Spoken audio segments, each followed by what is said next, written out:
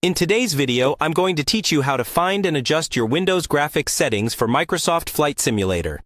This is really useful if you want to get smoother performance, better visuals, or simply make sure your system is using the right graphics hardware when you fly. We'll be doing everything from within Windows, so you don't need to open the simulator yet.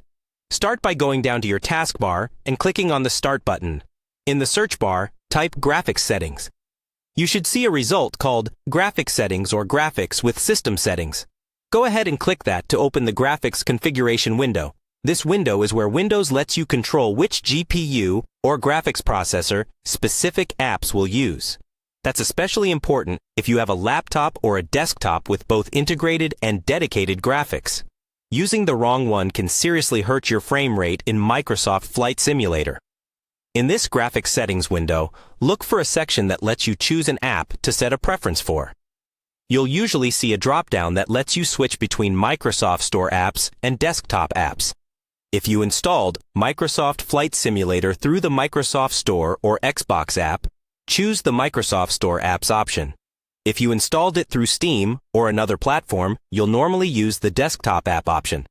Once you've selected the right app type, add Microsoft Flight Simulator to the list.